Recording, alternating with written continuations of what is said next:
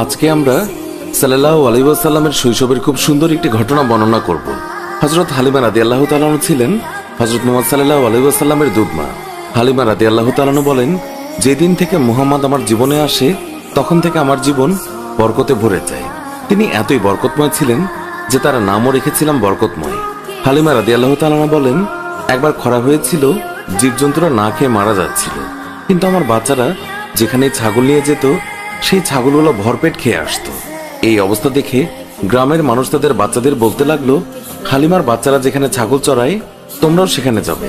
এরপর থেকে গ্রামের অন্যান্যরাও হালিমার ছাগল যেখানে চড়াতে নিয়ে যেত সেখানে তাদের ছাগল নিয়ে যেত।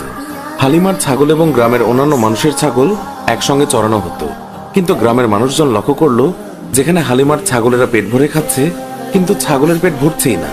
হালিমা তখন বলেছিলেন, এগুলো তো সবই মুহাম্মাদের বরকত। তিনি আরো বলেছেন, যখন কারো ছাগল অসুস্থ হয়ে পড়তো তখন গ্রামের মানুষ তাদের ছাগল নিয়ে আমাদের ঘরে চলে আসতো, আর তখন মুহাম্মাদের হাতের স্পর্শ ছাগলের গায়ে বুলিয়ে নিত এবং সঙ্গে সঙ্গে ছাগল সুস্থ হয়ে যেত। এছাড়াও গ্রামের কোনো বাচ্চা অসুস্থ হলেও মুহাম্মাদের কাছে নিয়ে আসতো।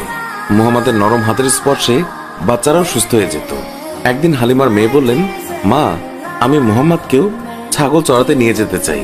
তখন হালিমা বললেন, মুহাম্মাদের এখন মাত্র 3 বছর, বাইরে অনেক রোদ, মুহাম্মাদের মায়াভরা মুখ রোদে পুড়ে যাবে, জঙ্গল দিয়ে হাঁটার সময় হিংস্র প্রাণীরা আক্রমণ করতে পারে, ওকে নিয়ে ছাগল চড়াতে যেও না। হালিমার মেয়ে বললেন, আমি যখন মুহাম্মাদকে নিয়ে বের হই আকাশের রোদ তখন মেঘে পরিণত হয়, আমাদের ছায়া দেয়, জঙ্গলের হিংস্র পশুরা মুহাম্মাদের গালে চুমু খায়। শুধু এতটুকুই নয়, যখন আমি মুহাম্মাদকে নিয়ে বের হই তখন আমার কাজগুলো সহজ হয়ে যায়। যখন হালিমার মেয়ে অনেক জোর করতে লাগলো তখন হালিমা মুহাম্মাদকে তার সঙ্গে ছাগল চড়াতে যেতে অনুমতি দিলেন। এইভাবে কয়েকদিন যাওয়ার পর হালিমা তিনি মুহাম্মাদকে বললেন, তুমি আর ছাগল চড়াতে যেও না, আমি তোমাকে অনেক মহব্বত করি, তুমি আমার কাছ থেকে দূরে গেলে আমি খুবই চিন্তায় থাকি।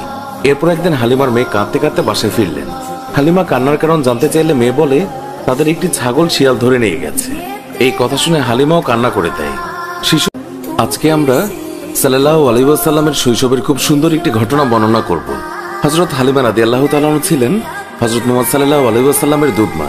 হালিমা রাদিয়াল্লাহু তাআলা বলেন, যেদিন থেকে মুহাম্মদ আমার জীবনে আসে তখন থেকে আমার জীবন বরকতে ভরে যায়। তিনি এতই বরকতময় ছিলেন যে তার নামও রেখেছিলাম বরকতময়। হালিমা রাদিয়াল্লাহু তাআলা বলেন, একবার খরা হয়েছিল, জীবজন্তুরা না খেয়ে মারা যাচ্ছিল, কিন্তু আমার বাচ্চারা যেখানে ছাগল নিয়ে যেত সেই ছাগলগুলো ভরপেট খেয়ে আসতো।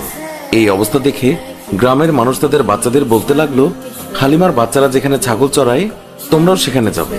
এরপর থেকে গ্রামের অন্যান্যরাও হালিমার ছাগল যেখানে চড়াতে নিয়ে যেত সেখানে তাদের ছাগল নিয়ে যেত।